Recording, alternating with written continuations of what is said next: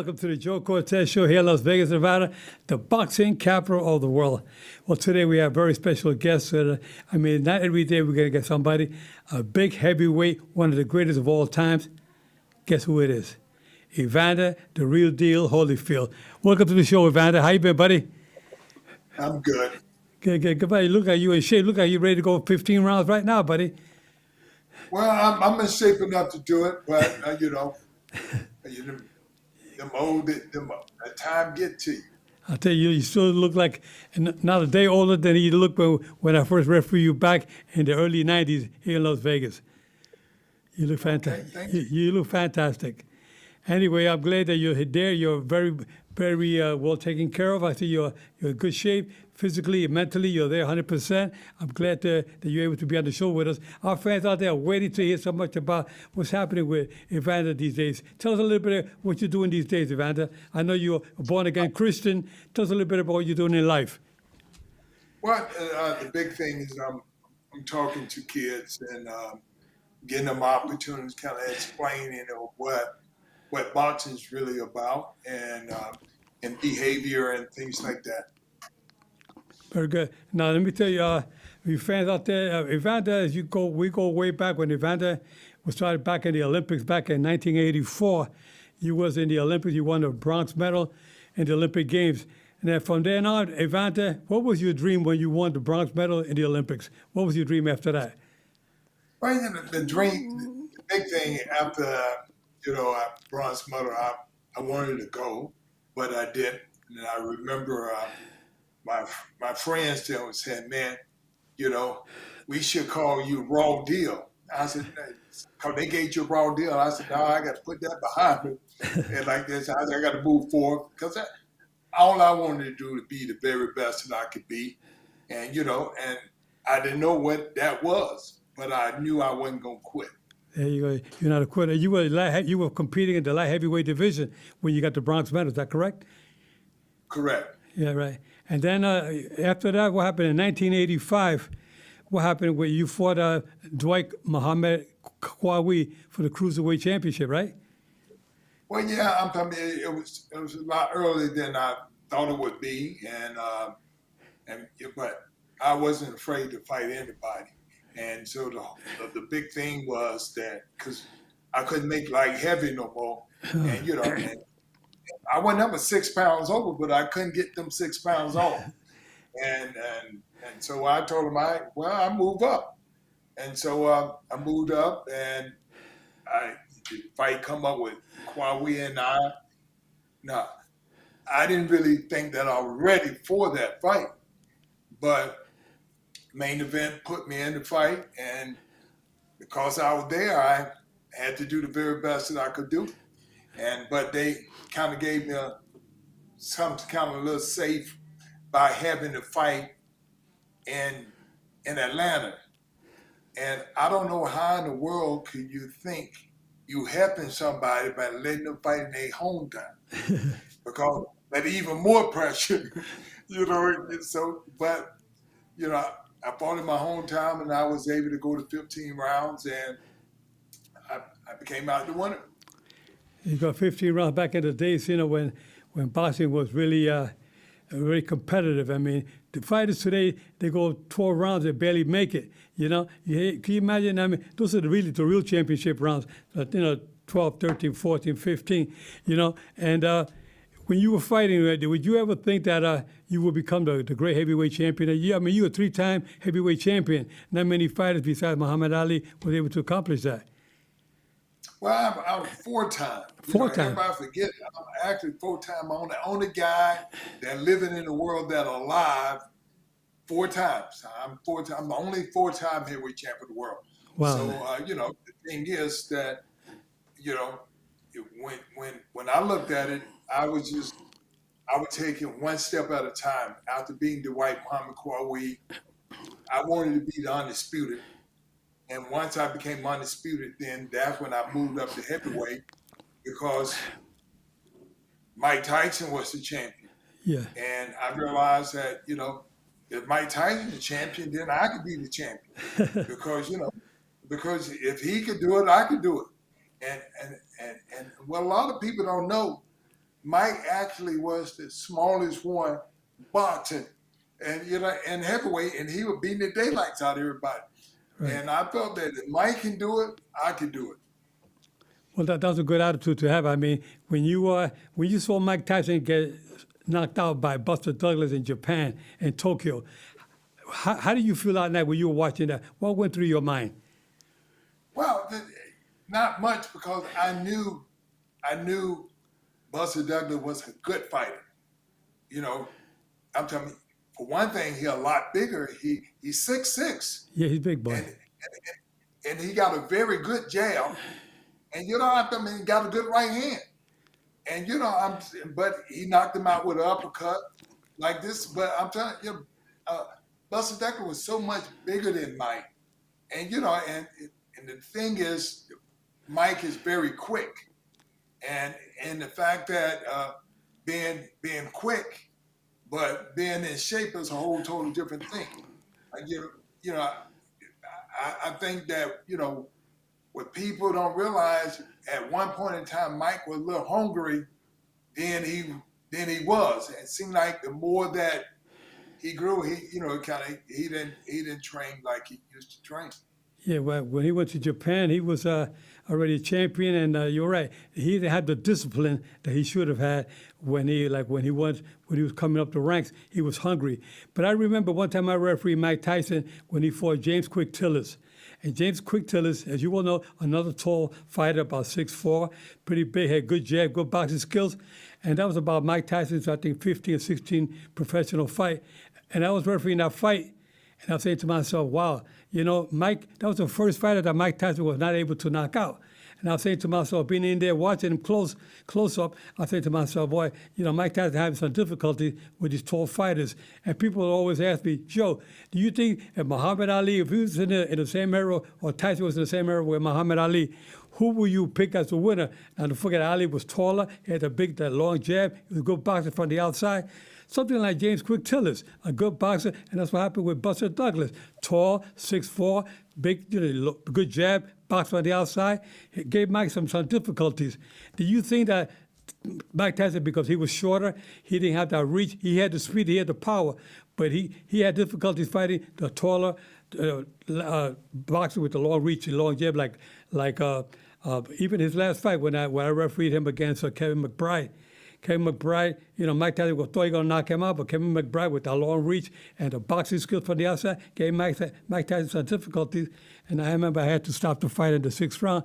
Mike couldn't continue. He was more fatigued than beat up. He wasn't really beat up. He was more fatigued than anything else. What do you think about Mike Tyson with a taller fighter? If he would have fought Muhammad Ali, and they were both in the same era, who would you have picked as a winner for that kind of a fight? Well, the thing is that, they're two different eras. Any fighter would think they would have won because they ain't in the same era. Mike was quick. Mike was quick, and Ali do back into punching. He loved to lean back. Right. And Mike likes to jump forward. And he tend to catch people when they go backwards. Like that. So, you really can't say, but of course it's Ali coming leading with the jab, he'll catch him. But most people who I never seen a fighter going backwards beat Mike. Right. If you're going back, you ain't no beat Mike. Mike beat you if you go back. Okay. Now, what kind of difficulty did you have with Mike when you were fighting Mike? Do you see any? Was it that your type of style? You like that? You like coming in yourself? How was your fight, your style compared to like Muhammad Ali? Well, I didn't. The whole thing is that I learned from Ali. I learned from Joe Frazier. Because the whole big thing of being aggressive, but being able to step back at time, and so I was a good counter puncher and stuff like this. But to beat Mike, you have to be aggressive. And I found out because, Mike is pretty just like I am about aggressive. If you're aggressive, you want this guy to go backwards. Like I like fighting aggressive people. And because the whole big thing is that when I fight Mike, then it's gonna come down to stamina. And a big part of my fight is that Mike hit hard, but if I take these shots and he run out of gas, I'm killing him because I know that I'm in great shape. So that's pretty much what my fight was about, my conditioning, and I was a very aggressive fighter, and Mike was the guy that he scared people, but I realized that I wasn't the type of person gonna be scared because you can't win not giving your all. Right, right. Now, when you fought Lennox Lewis, now Lennox Lewis was a tall fighter, and he was kind of a boxer, but he was kind of aggressive himself. How was the kind of styles when you fought with him? You fought with him twice. Can you tell us a little bit about those fights that you had with Lennox Lewis? Well, the thing is, the referee let Lennox Lewis hold. They let Lennox Lewis do all these things. Like, he grabbed you more than anything. I'm talking the fight become boring because you got a guy that's grabbing all the time. And he said, well, this is my skill. I jab like this, like this. And so the whole big thing is that the fighters, good boxers, is entertainers because they realize they're going to do what the people want. The people want to see a fight. People don't want to see people talk about, oh, I got these skills, I just jab. The art of the game of boxing is setting people up and set them into style. I was a good fighter, and I like punching like this. I didn't like holding on, and what Lennox had that other people didn't have. He had Emmanuel Stewart, which Emmanuel Stewart good in telling what a person. He tell you how to hold a guy, how to mess up his rhythm. And so Leonard was able to mess up my rhythm, grab and hold that time because I was a boxer. I didn't grab nobody. I would punch it. Right. But these big guys grab and hold and put their weight on you and do all these different things. Did you find out that George Foreman was putting all that weight? When you fought George Foreman, you were able to beat George Foreman, but I mean, was it difficult fighting George Foreman? He was sort of an aggressor, but a heavy puncher. Do you think he was holding a little bit too much in that fight for you? Well, no, he really wasn't holding me. The thing is that I got to hit him, and I know I can't let him hit me with nothing because anything that he swing is hard. Yeah. I'm telling you, he hit hard with every shot. Right. I'm like, and I wasn't stronger than him. I couldn't push him back, but I had faster hand. Right. I remember when I refereed him against Jerry Cooney. He put away Cooney in 2 rounds in Atlantic City. And I refereed when he fought Michael Moorer. You saw a fight with Michael Moorer. He was losing every single round. I was a little concerned, that he wasn't getting hurt, but he was getting banged up throughout every round. And he did not win not one round up until when he knocked out Michael Moorer in the 10th round. I mean, I couldn't believe how he caught him with that short left hook, and Moorer walked right into that short right hand and put him down with that right hand. What can you tell us about watching that fight with George Foreman? And watching that fight is show you what an ego can do. Mike wanted to knock George out. He didn't just want to win. He wanted to knock him out. And at some point in time, only way this guy can beat you if he hits you with a big shot. And so he missed Mike. He missed Mike with so many right hands, but he never gave up on it. Right. And I remember Mike, a guy told him, stay away from it. Yeah. In that last round, he said, stay away. I believe that was Teddy. I believe that was Teddy Atlas, his cornerman, right? Teddy Atlas told him, stay away. Yeah. And you know what? He didn't. He didn't follow the direction because he wanted to knock him out. He would knock out George Foreman. Yeah, I mean, Michael Moorer had the skills. He was knocking out everybody, but to try to knock out George Foreman was a little difficulty. He thought he would get him in the later rounds, and he was getting close to it until he got caught with that short right hand.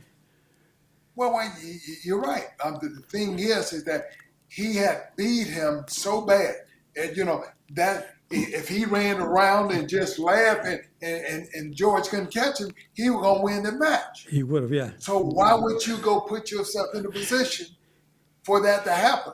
Yeah. I said, that's a little bit. That was pretty hard. Yeah, well, Put yourself in that well, sometimes that's some of the mistakes that some fighters make. They say, well, I want to knock him out. I want to make a big mark. I want to show the world that I can knock out. This guy was an old man. I can't knock out an old man. You got to be kidding. So in his mind, he went in there thinking, I'm going to knock him out. And that's the biggest mistake he made. Well, it was, because the fact of the matter, you know what? I want to knock George out too. You got to understand, in that fight with George, I had every heavyweight that I had fought, I knocked him out. Right. George was the first guy I did knock out. You know what? When I hit it, he took the stuff, but you know what? I'm glad that I won the fight. That's it. That's it. I'm glad I won the fight. Hey, I'm telling you, we were both, George and I, we both Christian. We both like Jesus. And I remember them asking us about. So okay, then y'all both are Christian. Then whose side that Jesus gonna be on? I told them just real simple. I said, have George ever been the heavyweight champion of the world? They said, yeah. I said, okay, then it's my turn. It's just simple. Yeah, we got to fight about it because we both was Christian. We weren't trying to put each other down, but we got to go in there and do our very best. Yeah. I know God doesn't want fighters to hurt each other. But you know what? It's a sport. You're not really trying to hurt somebody. You're just trying to win, And we don't mean it with any bad intention, even though people think that boxing is a real brutal sport.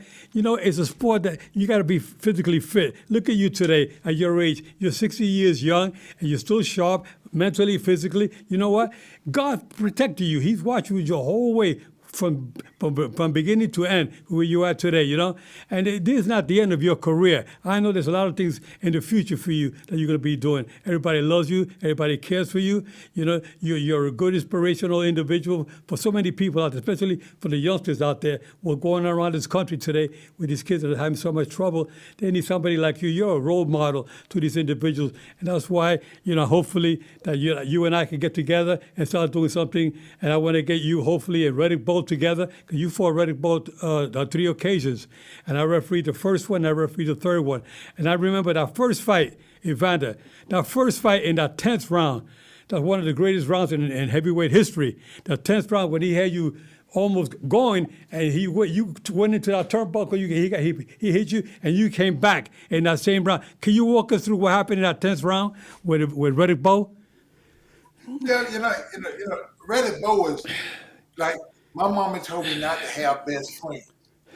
And Reddick Bowe became one of my best friends because he used to be my sparring partner. I'm like, but he was so gutty. I was a cruiserweight champion, and I'm fighting him.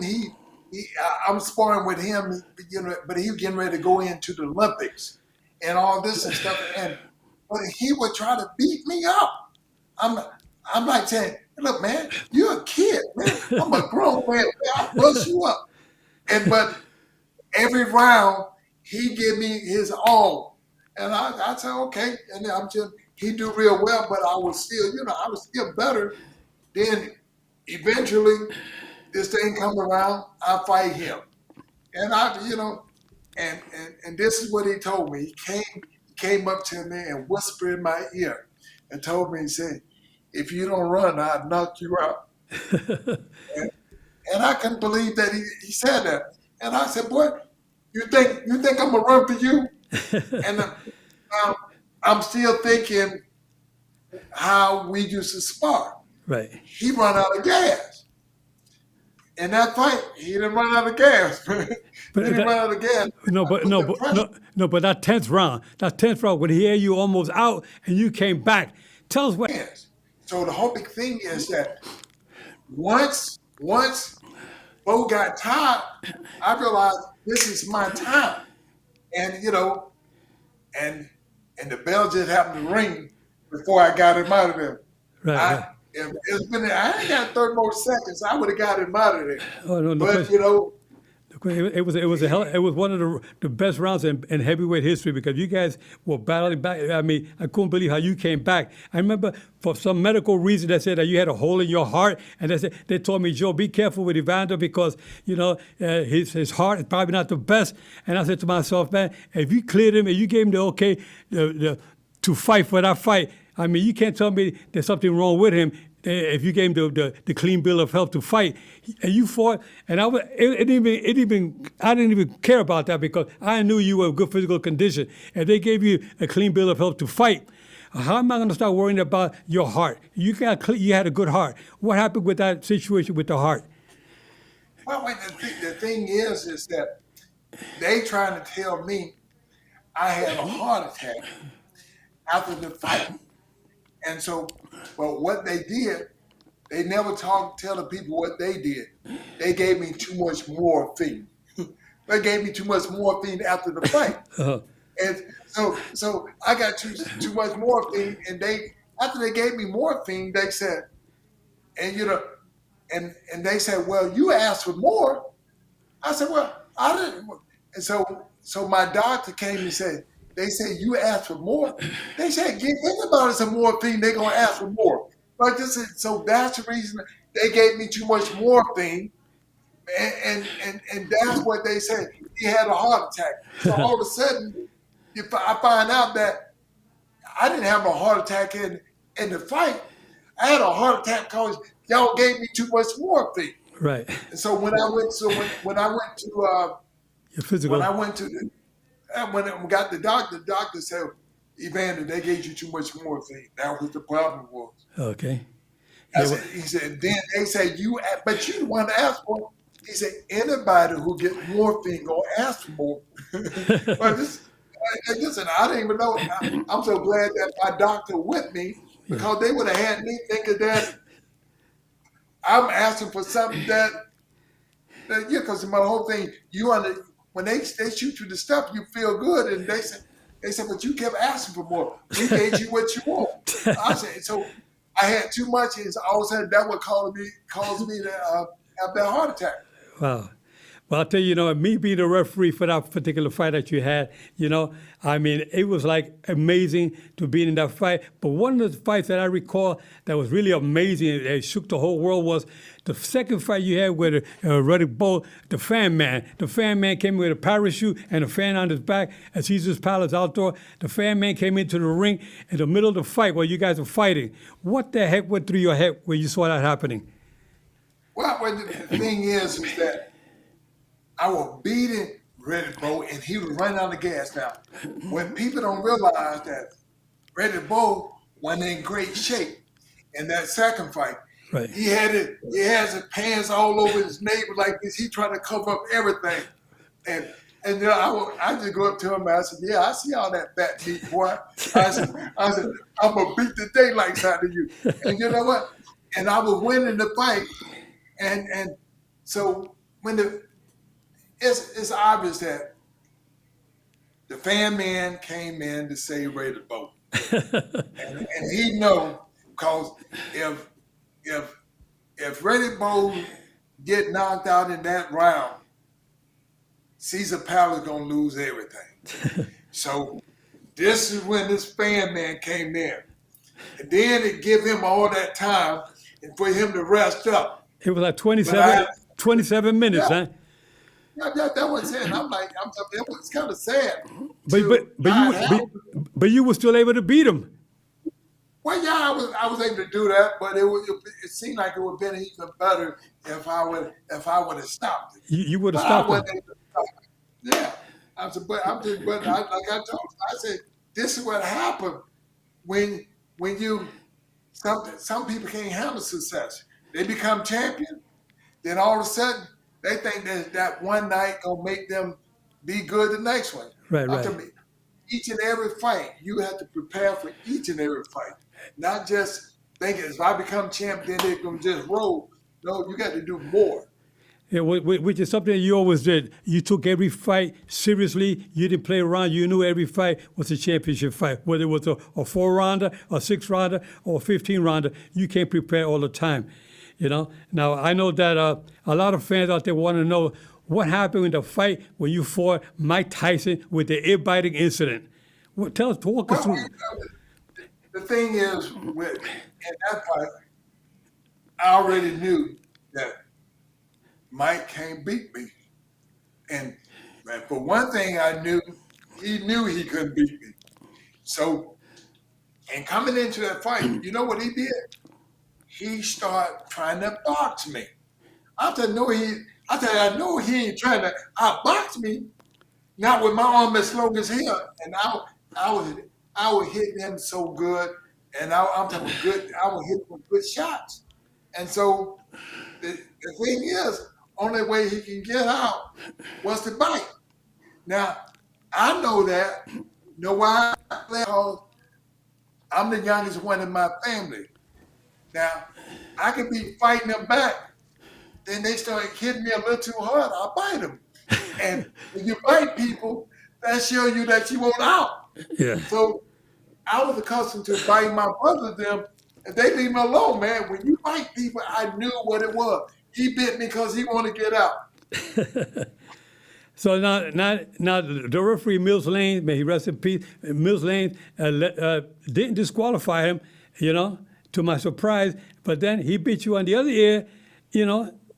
What happened that second time when he beat? I know the first time he beat you, you jumped up in the air, you spun around like a top. You were like, wow! I mean, he took a whole chunk off, you know. And but when he beat you the second time, that's when the referee disqualified him. Did you think he should have been disqualified the first time?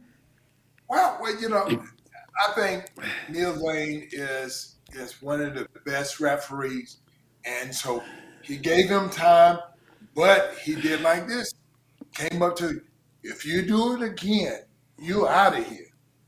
Just like that. And, you know, so Mike looked at me and think that I'm scared now because he bit me. So he thinking I'm going to wait back on it. Okay. But they run that bell, man, he didn't think I was going to hit him. I caught him that shot, and he bit me again because he wanted out. That's it. That's it. Eh? So it wasn't nothing that I wasn't accustomed to. I just realized that in a situation like that when you hit the person, he did it because he wanted to get out. Then he think that now because I bit you, you scared me now, and he walking on like this, and I said okay, and you know, and I myself personally said, well, I'm just gonna look timid, like I'm scared. Then when he come in here, I'm gonna knock the daylight out of him. Time he came in there, I called him. Wow! And what did he do? He grabbed me and bite me again because he said I really want out. And that's okay. Now these days, you and Mike Tyson are good friends. I mean, all that is under the. You guys, you forgot about that. It's all history. Now you guys are good friends now. Well, yeah. My whole thing is that. Reason why I've never been mad with Mike or anybody, because you know what? I did these things at a young age. I'm like, I was in a fight with a guy. He called me about I bit him right on the doggone neck with them. I'm telling you know, but my mouthpiece was seeing, so he ran. But I did bite him, so I realized that they didn't disqualify me. They said, you better not bite him again.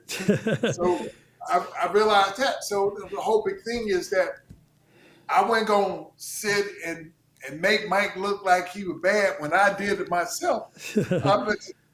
I'll tell you, these things happen. Yeah, they happen. But Mike is a nice guy. You know, he's a real nice guy. If you got, you know him personally. You know the kind of person he is. You know, he loves to be around kids. He loves children. Yeah, he's a good guy. Yep. Yeah. Now, tell me something. What's going to be happening now? Are you talking about your religion? I want to see you around these kids. I think we will do something with you, going around the schools, talk to these kids. There's too many crimes going on in this country. I think you're a role model. Everybody knows you on this planet, you know, and I think that you're a person that can do a lot to make a lot of changes for these kids and the crimes that are going on in this country. What do you think we could do about that? Well, my own thing, I'm happy to do that because the fact of the matter, when I tell people, I say I got into boxing at a young age, but I didn't get into boxing just to pick on somebody. I said, the boxing was something that I did real well, but I'm kind of afraid of it too because it's kind of embarrassing when somebody beats you. It's amazing that you win, and you think, well, it's good until somebody gets you. I remember the first time I lost is a guy named Cecil Collins. Man, the first white kid to beat me, and and that's how I learned that white boys can fight too. Because my brother told me white boys couldn't fight, and when I lost against him, then my mama told me I couldn't quit. She said, "You can't quit till you beat him." He beat me 2 times. I finally got him at 13. When I got him at 13, then he didn't fight no more. And that's probably the only reason why I ain't have nobody to get me no more, because he quit. Yeah, so what we got to do today to these kids, what we got to try to tell these young kids out there, forget about the guns. Let's have a period of time throughout the year that we stop committing crimes. Put these guns away. You don't need to do that. I hate to see all these shootings, all these killings in Chicago. When you hear that 800 individuals get killed in Chicago in 1 year alone, 700, 500 a year, that's a lot. That's too much. So hopefully somebody listen to you and listen to me. Let's talk about, loving each other and caring for and praying to God, because they're taking God out of the churches, the prayers out of the churches. And when you did that, now they bring the guns into the schools. They take the God out of the schools. You can't pray to schools. I'm totally against that, because that's why these kids have no respect. Well, you're absolutely right. And I truly feel that, boxing, I'm saying, think about it. People fight, but look, like when I go speak to the kids, and I let the kids know, I say, you know what? I say, as a kid, I never thought about being a millionaire. I said, I never seen nobody talk about me. I said, till I seen Ali. I said, when Ali beat George Foreman, he got 10 million. And I was like, oh my goodness. You mean that I stand a chance to one day make 10 million? Man, I become the heavyweight champion of the world. My first title defense, I made $22 million. So I said, man, how about that? How about that? It's something that if you just do the sports right and you train right and do the proper things, I'm telling you, you don't know what your chances are, what you can make. I have to think about what Canelo. Think about all the money he made. Yeah. I said each and every year it get bigger and bigger. It don't get smaller. Yeah. So what we got to do, we got to try to encourage these kids to stay on track, stay out of trouble. Get into sport. Doesn't necessarily have to be boxing. It could be football, like one of your sons is playing football now. Have any sport just keep them on the right track. Discipline and self-esteem and their confidence level all grows when it comes to training yourself and being a good person on this planet. Well, pretty much that's exactly what it is. It's about finding what you do best. What do you love? I'm saying people who love things, I'm saying love is a little different than like. Right. You like a lot of things, but love is what you're going to do. Exactly. I had a lot of energy as a kid, and I got a lot of whooping. Because I had so much energy. When I got in boxing, once I started realizing that, they may catch you with something. So all of a sudden, last thing I want to do is got this good reputation as a good fighter, and I let some other guy who can't even fight knock me out or beat me. I said, I ain't taking that chance.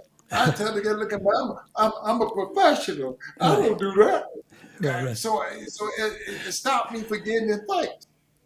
Well, Evander, I'll tell you, it's so good to have you on the show today. I mean, our viewers wanted to hear a little bit about you. Everybody said, "What's Evander doing these days?" I said, "We'll get him on the show. He'll tell you exactly what he's doing." And the prayers that you have for all of us. I know you're a good man. You got a great heart. You believe in God. You're trying to help out in the community wherever you go. We want to keep your name alive and making sure you keep going forward.